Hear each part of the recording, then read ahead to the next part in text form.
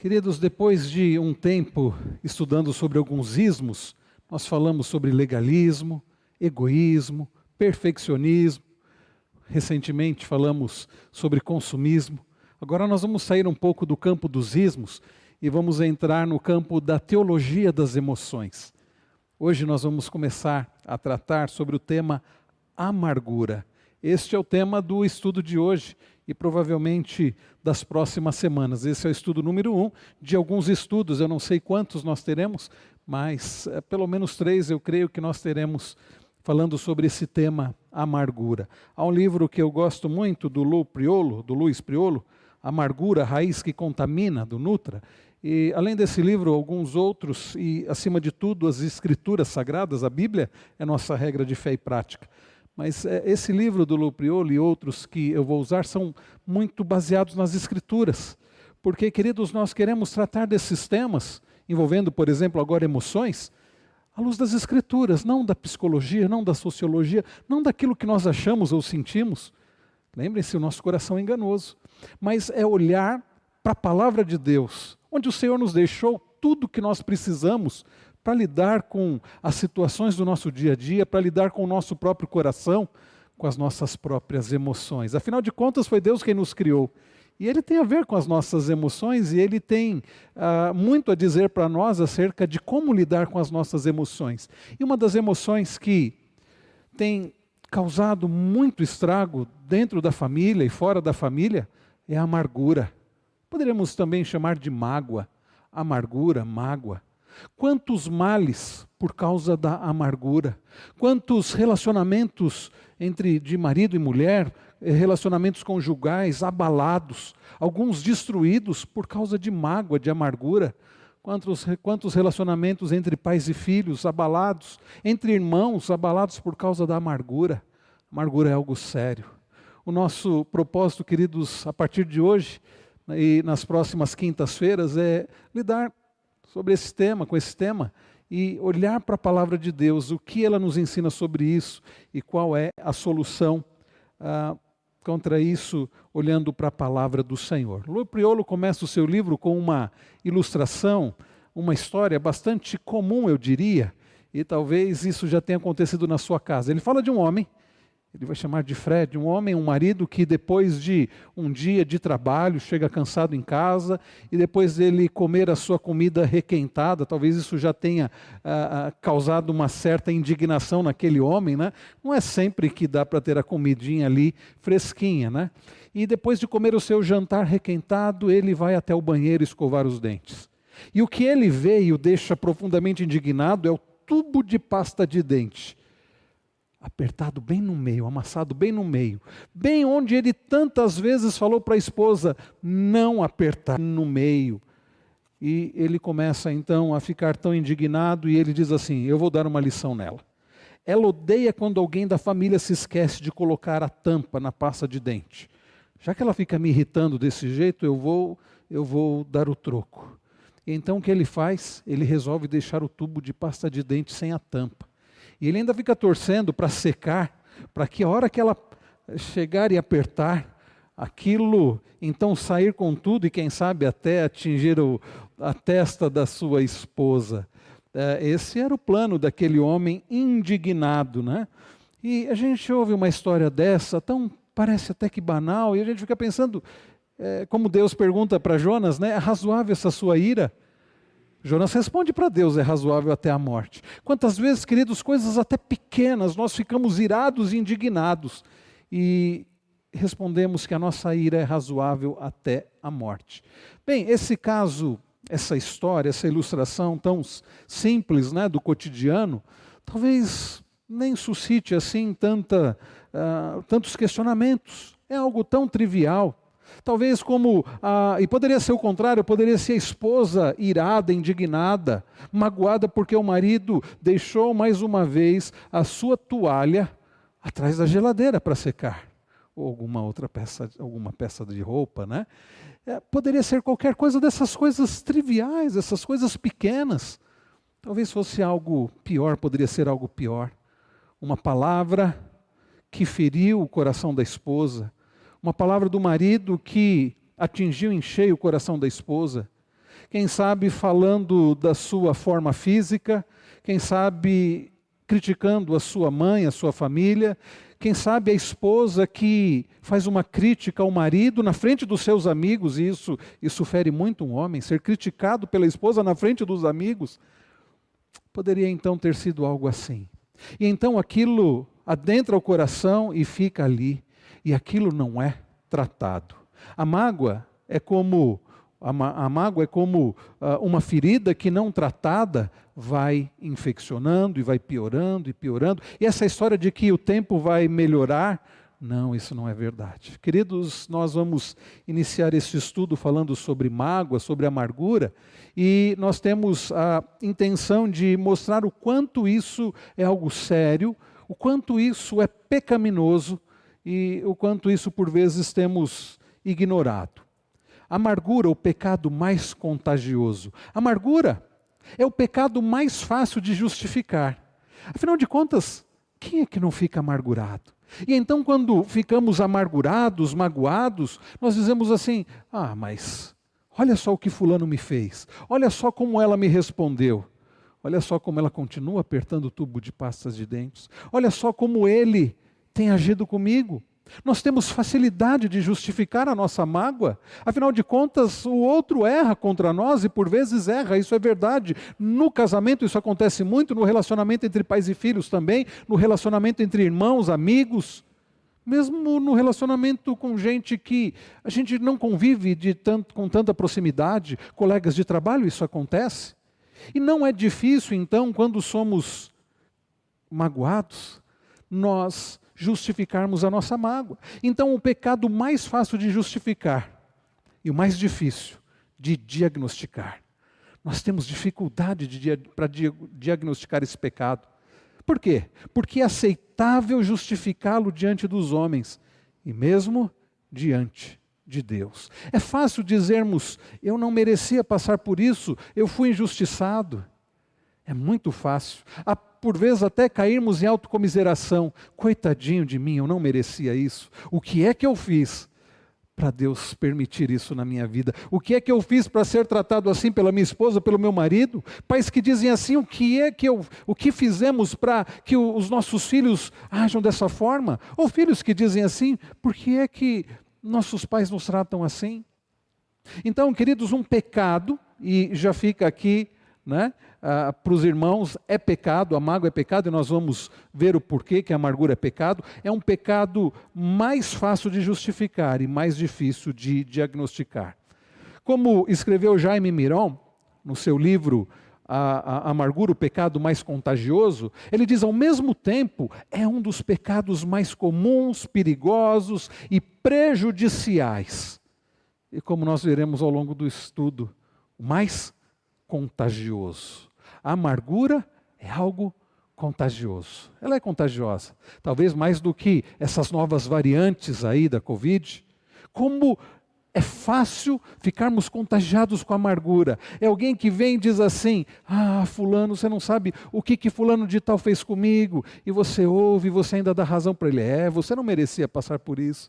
E logo você começa também a ficar amargurado. Logo a amargura começa também a tomar conta do seu coração. Quantas vezes, quando alguém vem com autocomiseração, com amargura, desabafar com você, você olha para a pessoa e diz, escuta, mas você já parou para pensar o quanto você fez contra Deus? E o quanto Deus já lhe perdoou? Dificilmente nós fazemos isso. Ao ouvirmos uma história do tipo, olha, como meu marido tem me tratado, como minha esposa tem me tratado, como meus filhos têm me tratado, nós nos compadecemos, nós dizemos, puxa, é verdade, você não merecia passar por isso. Quando não dizemos assim, deu troco. Aliás, isso que é muito comum no mundo, deu troco, não aceite isso.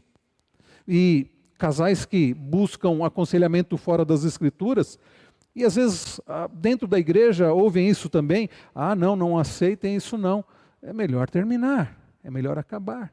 Dificilmente nós dizemos, ouvimos coisas do tipo, perdoe, lembre-se quanto você tem pecado contra Deus, lembre-se do perdão de Deus. Então, queridos, a amargura, ela é um pecado comum, perigoso, prejudicial e contagioso. Também, nosso propósito com esse estudo é que a pessoa amargurada, se dê conta de que a amargura é um pecado.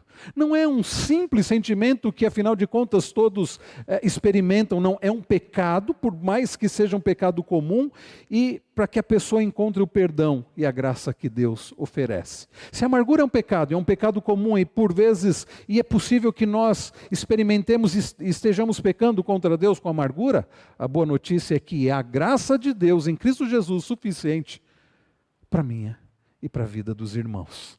Muito bem, queridos, o que é amargura? Alguém tem ideia o que é amargura?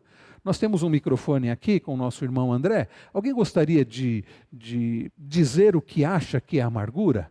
O que é amargura? Alguém quer se arriscar? O que é amargura? Não? Newton?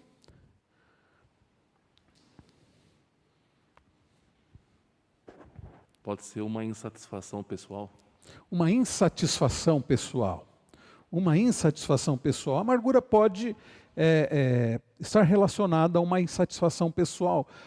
Mas, em geral, quando a pessoa fica insatisfeita, é uma insatisfação que ela vai projetar, ela está insatisfeita, mas ela não vai projetar como ela sendo a culpada. Em geral, a pessoa vai projetar para Deus, olha o que Deus está permitindo na minha vida. Já leram o Salmo 73? Como Asaf cai em autocomiseração, ou conta como ele quase se afundou em autocomiseração, até que Deus, com graça, tocou o coração dele. Quando nós ficamos pensando assim, olha, como tem sido inútil fazer tudo certinho, olha o outro. A nossa insatisfação é projetada, a culpa parece que é sempre dos outros. Então a amargura ela está muito relacionada com a culpa, com culpar os outros. Os outros são culpados por aquilo, por essa minha insatisfação.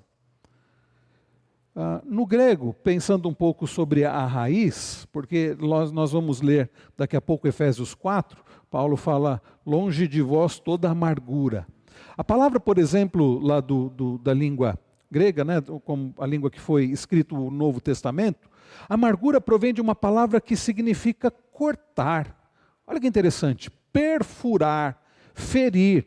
É algo pontiagudo como a ponta de uma flecha. Uma ponta de flecha, algo pontiagudo que fere, que penetra, que machuca, que corta. É capaz de perfurar, de ferir. Isso no grego koiné, grego que foi escrito o Novo Testamento. No grego clássico revela o conceito de algo forte. E no hebraico? No hebraico, a raiz hebraica traz a ideia de algo pesado. Então pensem, amargura é algo, então, que traz a ideia de perfurar, de ferir, é algo forte, algo pesado. Daí, podemos dizer que o conceito de amargura será algo forte e pesado que fere até o mais profundo do coração. Algo forte e pesado que fere até o mais profundo do coração. E não é forte e pesado porque em si seja de fato algo forte e pesado, mas que por vezes nós enxergamos como algo forte e pesado. Afinal de contas, um tubo de pasta de dente apertado no meio é algo forte e pesado? Para alguns é. Uma palavra talvez, uma resposta talvez mais áspera, que na cabeça de quem deu essa resposta é algo tão pequeno, na mente de quem ouve, por vezes, é algo muito forte e pesado. E o problema, queridos, não é o que fazem contra nós, mas como nós lidamos com isso. Porque nós veremos que a questão, daqui a pouco nós vamos falar sobre isso, não é que a amargura se instale de qualquer jeito no nosso coração, como nós deixamos ela se instalar no nosso coração. Bem, a amargura não acontece automaticamente quando alguém me ofende. É uma reação não bíblica. E quando a gente usa esse termo reação não bíblica, significa uma reação o quê? Pecaminosa, para ofensa ou situação difícil e geralmente injusta. Irmãos, não podemos negar que por vezes somos injustiçados. Depois de tanto você se esforçar para algo, vem alguém e não reconhece e ainda critica. Depois, por exemplo, da mulher que ao longo de todo o dia se esforçou tanto e cuidou das crianças e levou na escola, e antes preparou todo o material, fez lição com elas, e preparou a comida, e levou as crianças na escola, e depois correu fazendo muitas coisas, e depois buscou as crianças, e depois de um dia inteiro, a mulher que não parou um minuto sequer, aí o marido chega em casa e olha para ela e diz assim, mas, escuta, mas a janta ainda não está pronta? E aí então ele diz uma frase, irmãos, eu já disse e me arrependo muito, e não vou nem dizer o que eu ouvi, mas ele diz a seguinte frase, o que é que você fez o dia inteiro? É terrível, não é? Mulheres, vocês já ouviram isso? É terrível, né? Eu nem vou dizer o que eu ouvi da Cris quando eu disse isso certa vez, né? O que você fez o dia inteiro?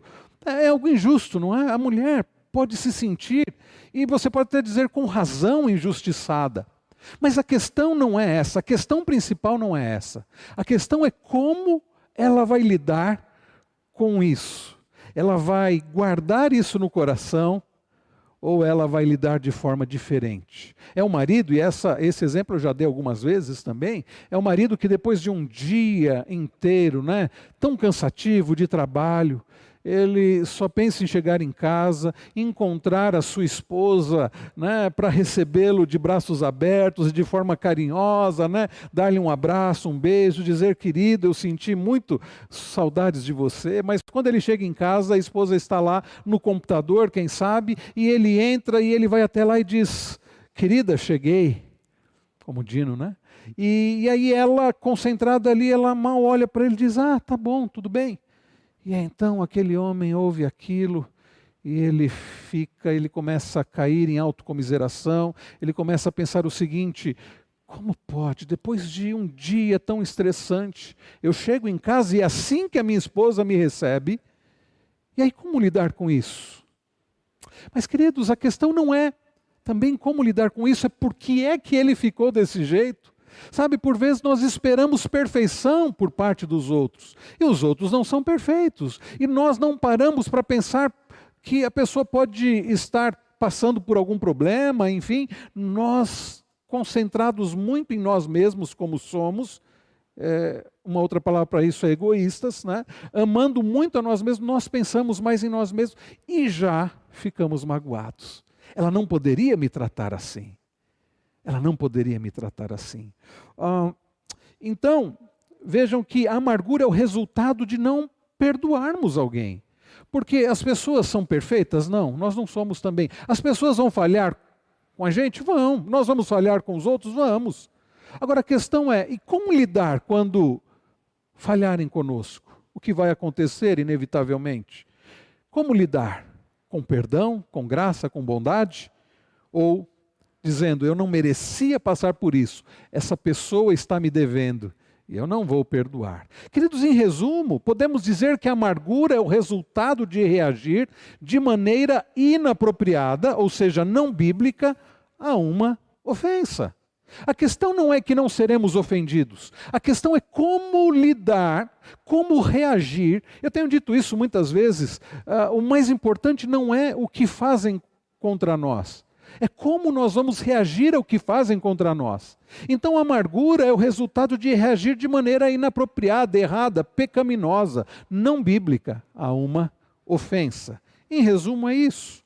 E aqui eu quero olhar com os irmãos, nós não vamos fazer um estudo hoje desse texto, mas esse versículo já vai nos dar uma boa noção, né, do que nós estamos falando aqui. O apóstolo Paulo, escrevendo aos crentes de Éfeso, aos Efésios, no capítulo 4, nos versos 31 e 32, ele diz, e aqui eu estou usando a Nova Almeida atualizada, que não haja no meio de vocês qualquer amargura, que não haja, que não exista no meio de vocês qualquer amargura.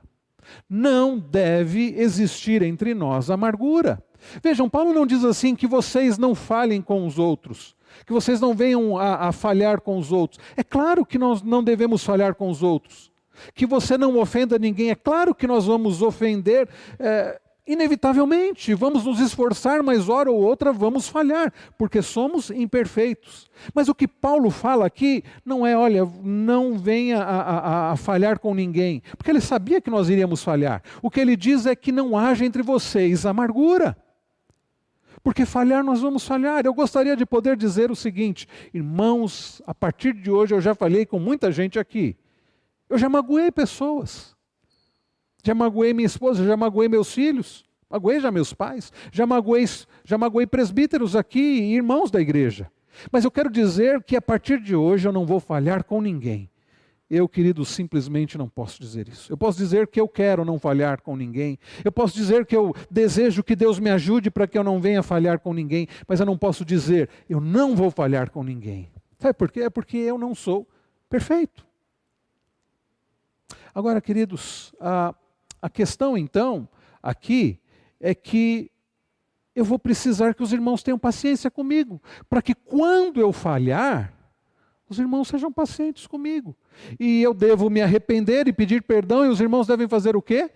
Me perdoar. E quando os irmãos falharem comigo, quando a minha esposa, meus filhos falharem comigo, o que eu devo fazer? Eu devo perdoar.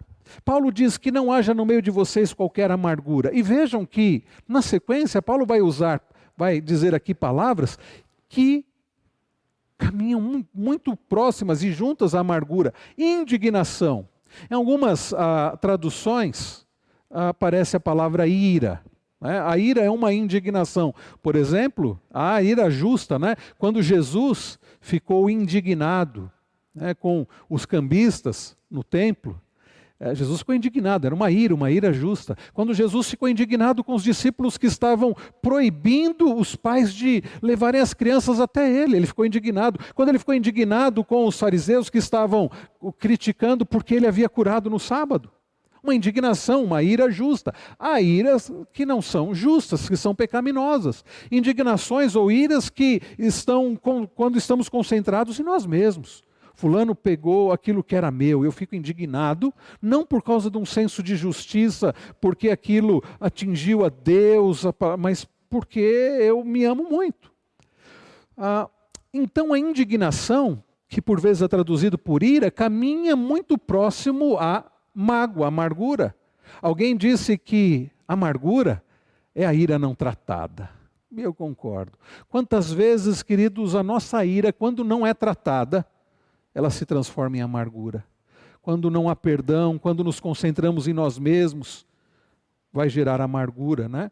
Indignação, ira, gritaria, blasfêmia, bem como qualquer maldade.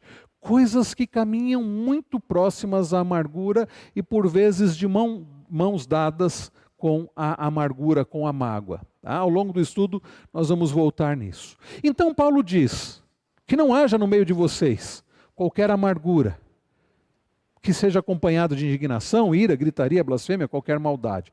Aí ele vai dizer, pelo contrário, e aqui Paulo já está adiantando para nós, irmãos, como tratamos, como combatemos a mágoa, a amargura. Ele diz, sejam bondosos.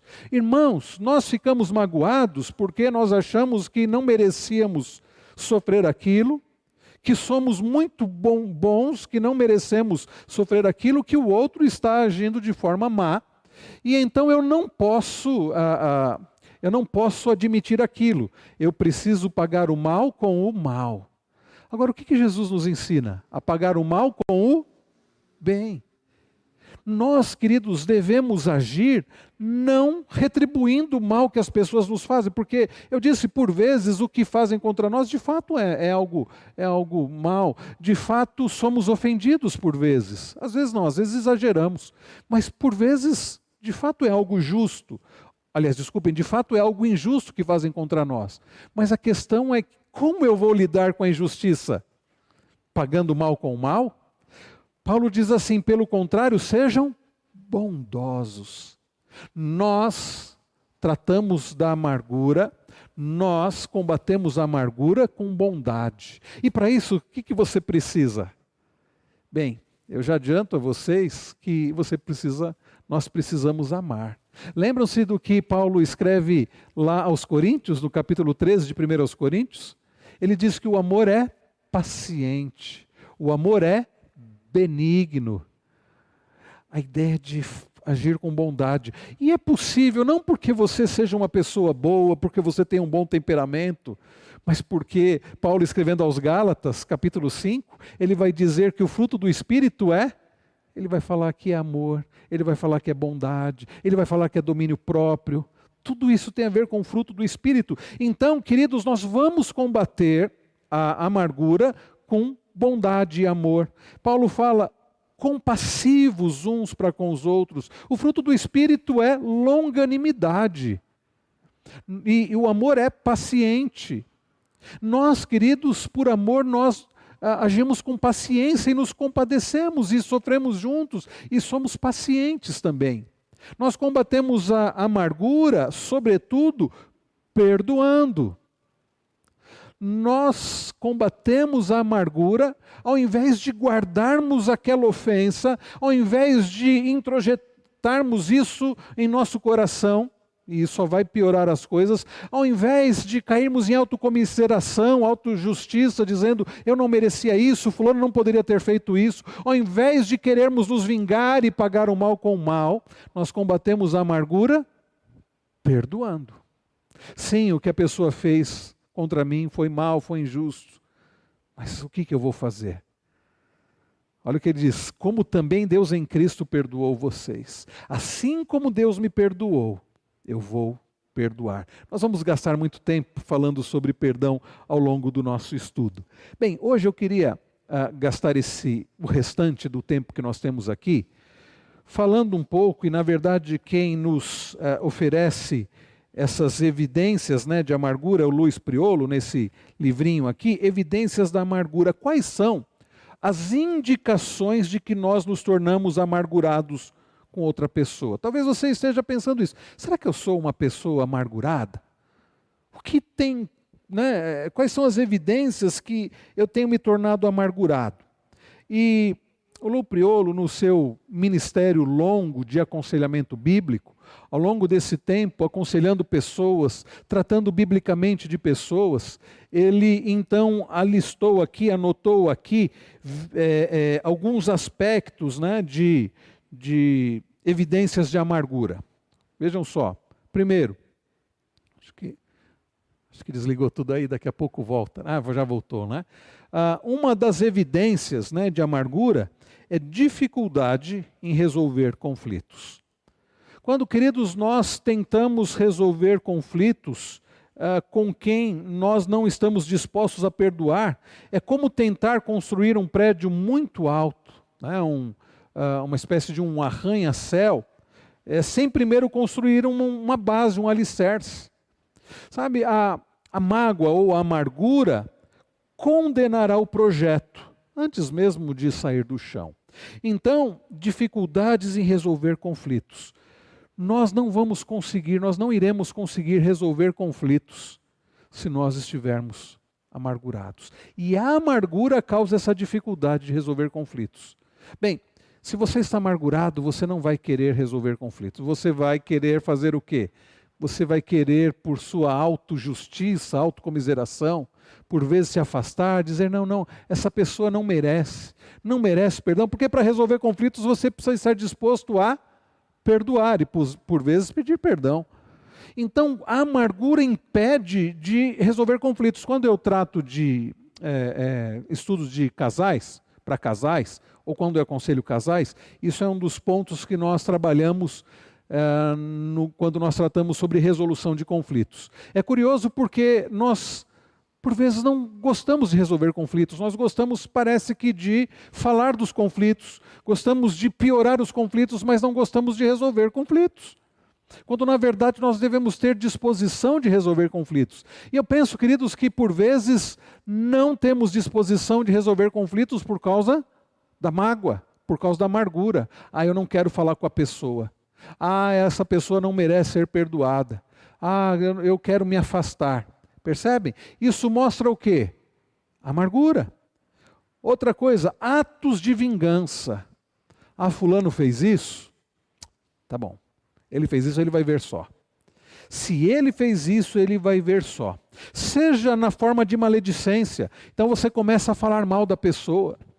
E às vezes até dentro da igreja. Ah, fulano fez isso, fez aquilo. Começa a falar mal da pessoa. Ou um comentário maldoso, né? De um comentário maldoso ao ofensor, ou ainda de algum tipo de briga. Vingar-se, meus irmãos, é evidente sinal de falta do quê? O que falta quando você... O que está faltando quando você quer se vingar? O que está faltando, irmãos? O que vocês acham? Amor. O que mais? Perdão. Amor e perdão. Se eu estou querendo me vingar, significa que eu não perdoei. E aí, nós vamos falar muito sobre perdão, mas o perdão não tem a ver com sentimento. Assim como o amor bíblico não é questão de sentimento. Senão Jesus não nos ensinaria a amar até os que nos perseguem, orar e amar. Sermão do Monte, Jesus nos ensina isso. Como eu vou perdoar? Como eu vou perdoar alguém? Não é alguém que apertou o tubo de pasta de dente no meio. Alguém que me prejudicou verdadeiramente. Como eu vou perdoar alguém que fez mal à minha família? Como eu vou perdoar alguém que feriu meus filhos? Como eu vou perdoar alguém que me prejudicou profundamente? Eu nunca vou sentir isso. Bem, queridos, a Bíblia fala sobre perdoar. E a Bíblia não fala que o perdão é um sentimento, é uma decisão. Assim como o amor. Eu gosto do manual de autoconfrontação, de conselheiros bíblicos, define o amor como compromisso sólido de agir sacrificialmente em favor do outro.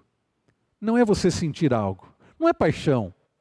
É um compromisso real, sólido, de você agir sacrificialmente em favor do outro. É uma decisão. É interessante, lá em Daniel 1, diz que Daniel resolveu firmemente não se contaminar com as finas iguarias do rei. É decisão firme do coração. Fulano de tal não merece, mas eu vou amá-lo. Eu vou passar a agir de forma abençoadora. E é curioso que às vezes a gente começa fazendo isso sem esse sentimento. Às vezes até pelo contrário, com um sentimento ainda muito de mágoa, de ira. Mas você vai agindo de forma abençoadora, e logo você começará já a ter um sentimento diferente. Mas o perdão é a mesma coisa, não é, eu preciso sentir de perdoar. Vai esperando sentir para você ver.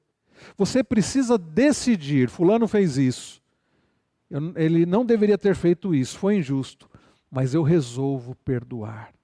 Quando eu estou agindo com vingança, eu estou mostrando que eu não estou querendo perdoar. Raquel, pode falar no microfone, minha irmã. O perdão independente do arrependimento da pessoa? Independente? De estar arrependido ou não, de ter o arrependimento? Sim, nós vamos falar sobre isso, a questão do perdão. Será que eu preciso, primeiro que a pessoa me peça perdão para eu perdoar? Será que a pessoa precisa demonstrar arrependimento para eu perdoar? Segundo as Escrituras, não. Né? Aí eu vou falar da diferença, né? Porque envolve também relacionamento, mas perdoar é uma decisão que eu devo tomar, independente se a pessoa demonstrou arrependimento ou não. Tá? Eu devo perdoar, porque o perdão não tem a ver apenas com a pessoa, tem a ver comigo. Porque imagina, eu não vou perdoar enquanto ela não se arrepender. E se ela nunca se arrepender? E se ela nunca pedir perdão? Você vai guardar aquilo até o final da sua vida? Então, o perdão é libertador para nós.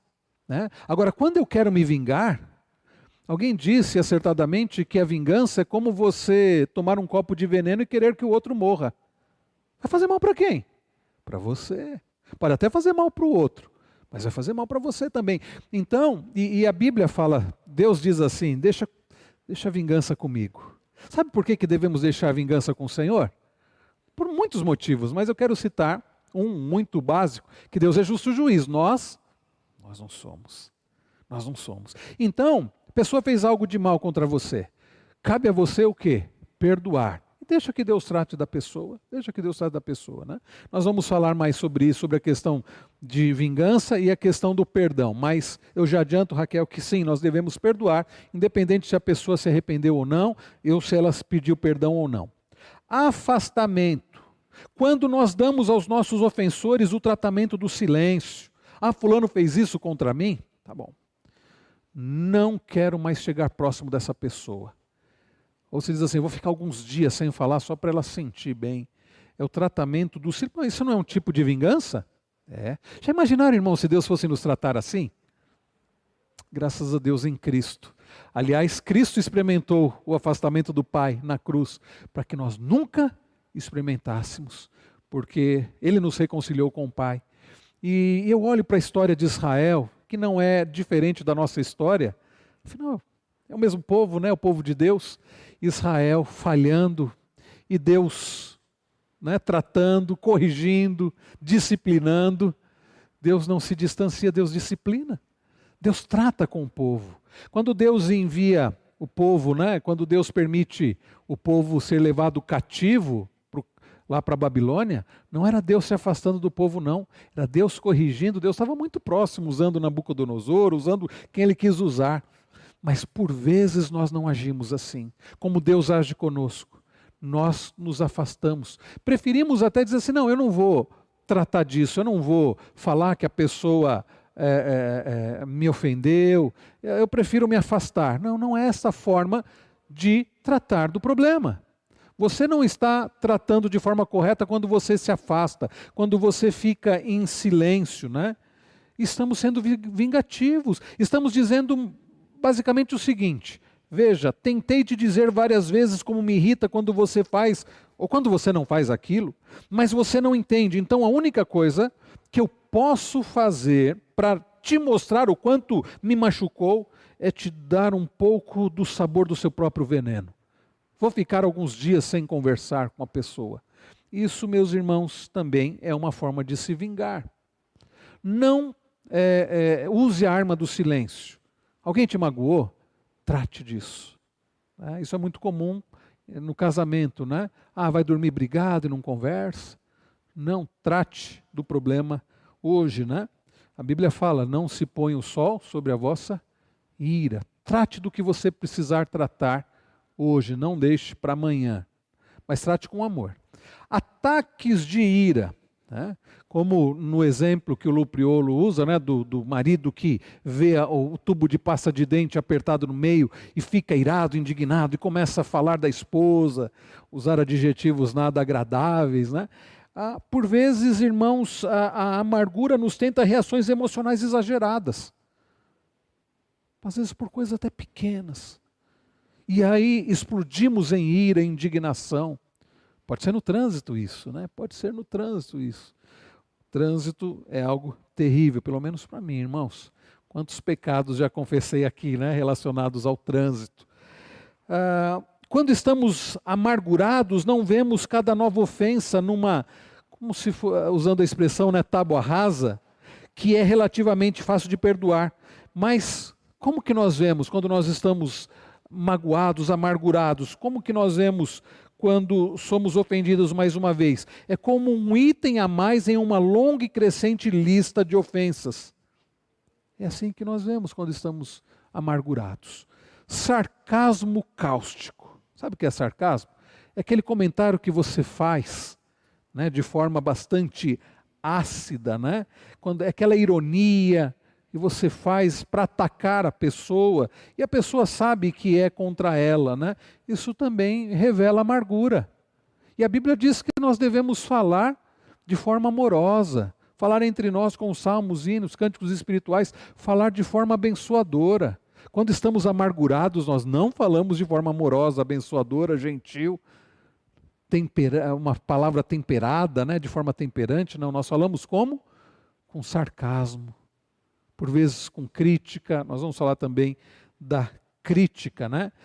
Comunicação condescendente, o que é isso? O Lupriolo diz que é falar com o seu ofensor como se fosse uma criança ou um inferior. Não é apenas uma possível indicação de amargura, mas contrária, por exemplo, ao que Paulo escreve lá em Filipenses 2:3.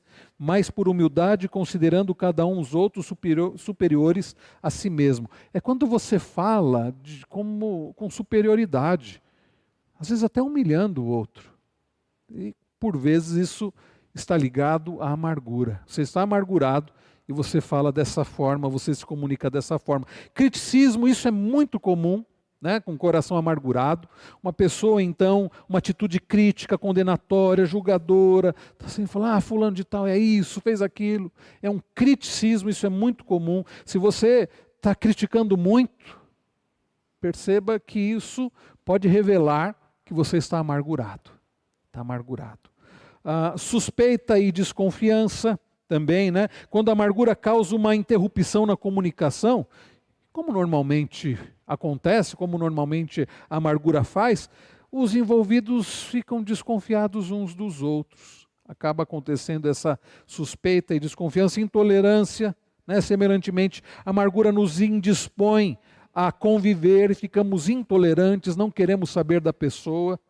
A lista aqui é grande, irmãos. Hipersensibilidade, tratar uma alfinetada como se fosse uma faca, né? Transpassando o coração. Qualquer coisinha como um tubo de pasta de dente, né, apertado no meio, amassado no meio, ou uma roupa secando lá atrás da geladeira, ou qualquer coisa que seja pequena, já fazemos daquilo, né, algo grande, e dizemos assim, você não podia falhar comigo, e essa ira é razoável até a morte, como disse Jonas. Impaciência. Eu percebo o seguinte, quando eu estou muito impaciente, seja em casa, seja no... eu percebo, olha, o que está acontecendo? Eu começo a investigar meu coração. Por vezes eu percebo, olha, eu estou magoado com isso, eu preciso tratar disso. Eu preciso tratar disso. Ou eu estou me sentindo culpado porque fiz tal coisa, eu preciso pedir perdão. A minha impaciência revela que tem alguma coisa errada. E a sua deve revelar também, né? Quando estamos muito impacientes, alguma coisa está errada. Por vezes é a amargura. Desrespeito é a mesma coisa, né? Se a pessoa com quem estamos ressentidos é uma autoridade, né? Nosso desrespeito para com essa pessoa, em algum momento sairá dos nossos corações por nossas bocas, às vezes até por irreverência. Rebelião contra a autoridade, amargura, mau uso da autoridade. Eu estou passando aqui porque depois nós vamos falar com mais tempo. Depressão. Irmãos queridos, nós temos visto e alguns experimentado um número muito grande de pessoas deprimidas. E algumas pessoas até estão experimentando a depressão. Se a ansiedade foi considerado o mal do século XX, o mal do século passado, a depressão tem sido considerada e por vezes ligada à ansiedade, um mal do nosso século. Como os laboratórios farmacêuticos têm vendido e muito remédios contra a ansiedade, né? E eu não vou aqui, irmãos, não temos nem condições agora e tempo para abordar o tema, né? E eu, sem dúvida alguma, eu não me considero uma pessoa radical nesse assunto, mesmo como conselheiro bíblico. Eu não digo que toda depressão tem como raiz o pecado, como atitude pecaminosa, e eu creio que existem casos orgânicos, fisiológicos. Eu já atendi gente, né, demonstrando depressão e que o problema era, por exemplo, disfunção de glândula tireoide. A pessoa estava vivendo ali uma angústia e uma aparente depressão e foi ela passar no médico, viu ali que estava fora ali, algum problema na tireoide, começou a tomar um remédio, resolveu. Então eu creio que de fato, existem casos orgânicos, fisiológicos, que têm levado pessoas a um sofrimento, né, que é descrito como depressão, mas eu tenho visto um número muito grande de pessoas depressivas, angustiadas, doentes emocionalmente, até fisicamente, cuja raiz é o quê? Amargura. Gente que foi magoada e não perdoou. Gente que magoou outros e não pediu perdão e carrega culpa. Irmãos, como a amargura tem feito pessoas sofrerem profundamente, até com quadros, né, descritos como de uma tristeza profunda que é chamada como depressão. Bem, e se a causa não é fisiológica, a pergunta é, o medicamento vai resolver? É claro que uma medicação, e por vezes uma medicação forte, vai mexer com a pessoa, mas a questão é, vai resolver ou vai ser só um paliativo? Tem gente tratando de uma tristeza profunda e angústia que é causada por uma mágoa ali, uma amargura, questões que não foram tratadas, falta de perdão, tratando com medicação. E ela vai continuar usando medicação e vai continuar e vai tentar resolver o problema desse jeito e não vai resolver. Eu já vi casos também da pessoa precisar ser medicada. Eu tenho atendido em aconselhamento bíblico, principalmente quando envolve questões emocionais, né? Tenho atendido tendo a companhia do Dr. Vitor, que pretende se especializar na área de psiquiatria, e tem sido uma bênção, porque por vezes ele percebe, no nosso atendimento, ele percebe que a pessoa está sofrendo por um problema fisiológico, e ele já pede alguns exames e ótimo. Às vezes é um problema fisiológico e mais uma questão também que precisa ser tratada biblicamente. E às vezes, como foi uma situação semana passada, dele falar assim, olha, não há nenhum problema fisiológico aqui, nessa ansiedade ou nessa possível, aparente depressão que a pessoa acha, é apenas uma questão emocional que o pastor vai tratar em aconselhamento bíblico. Isso é muito bom, né? Quando você tem um conselheiro bíblico e um médico, né? Para atender as pessoas. E graças a Deus, irmãos, Deus tem abençoado a nossa igreja dessa forma, né? Não imaginei que nós teríamos essa bênção de ter um médico me acompanhando nos atendimentos de aconselhamento bíblico. Muitos casos que são diagnosticados como depressão, a raiz ali é um problema de amargura, a raiz ali é um problema de amargura. Nem todos os casos, é verdade, e mais uma vez não estou dizendo que não há casos que precisem de tratamento médico, de remédio, eu não falaria isso de forma alguma, seria uma irresponsabilidade da minha parte. Dúvidas com respeito à salvação. Aliás, Jesus, quando nos ensina a orar, a oração dominical, a oração do Senhor, Jesus diz, perdoa as nossas dívidas, assim como nós perdoamos aos nossos devedores. Irmãos, por vezes, e aí Jesus vai dizer, se perdoardes os homens as suas ofensas, também vosso Pai Celeste vos perdoará. Se, porém, não perdoardes aos homens as suas ofensas, tampouco vosso Pai vos perdoará as vossas ofensas. Está lá em Mateus 6, no Sermão do Monte. Irmãos, nossa indisposição em perdoar um ofensor, à luz de tudo que fomos perdoados em Cristo, nos deveria levar a questionar, será que de fato, ou investigar a nossa vida, será que de fato houve salvação? Porque veja, se Deus me perdoou em Cristo Jesus, por que eu não tenho disposição de perdoar ao meu próximo? Será que de fato eu fui perdoado por Deus?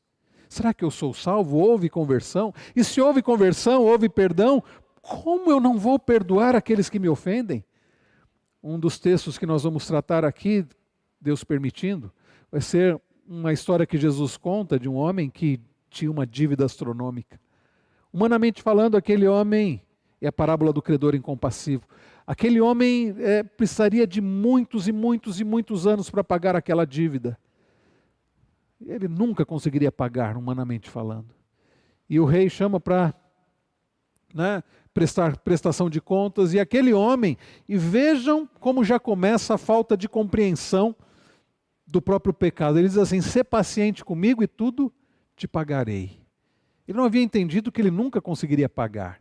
Aí o rei faz o quê? Jesus conta que o rei perdoa toda a dívida. E aí ele sai da presença daquele rei, depois de ter sido perdoado toda a sua dívida, uma dívida astronômica que ele nunca conseguiria pagar. E Jesus conta que ele encontra um conservo. E ele devia, o que nos nossos dias seria 3 meses de salário, 3 meses. E aí ele passa a sufocar a pessoa, segura assim a pessoa e diz assim, me paga tudo o que você me deve ou eu vou lançar você na prisão. E alguém vê isso, as pessoas veem isso, ficam indignados, vão contar para o rei, porque ele havia sido perdoado de uma dívida astronômica.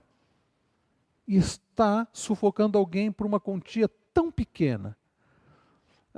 E aí Jesus conta que aquele rei então diz, servo mau, eu te perdoei de uma dívida tão grande, você não perdoou o seu conservo. E ele então é lançado aos torturadores, aos verdugos. E Jesus faz uma aplicação ali. Irmãos, eu penso que quando nós não entendemos o que é a graça, nós agimos como aquele homem. Ou como aquele filho, o filho mais velho, da história do filho pródigo, que ao voltar para casa, ao ouvir a música, ao perguntar o que está acontecendo, quando dizem assim, teu irmão voltou para casa. Ele fica indignado com a graça. E o pai vai se reconciliar, o pai que foi se reconciliar com o mais novo, vai se reconciliar com o mais velho, e o pai diz, tudo que eu tenho é teu também. E aquele filho está indignado com a graça. Ele chega a dizer para o pai o quê? Eu estou sempre servindo ao Senhor, e o Senhor nunca me deu aqui um dos animais para eu fazer um churrasco com os meus amigos, e esse teu filho, que desperdiçou tudo com meretrizes e fez tudo de errado, o Senhor dá isso? O que é isso? Alguém que se acha merecedor. Eu creio, irmãos, que o nosso grande problema é esse. No fundo, nós nos achamos merecedores. Nós somos bons, nós merecemos. O outro não merece. E é por isso que sufocamos os outros. É por isso que exigimos perfeição dos outros. Você não pode falhar comigo, porque não entendemos ainda o que é graça.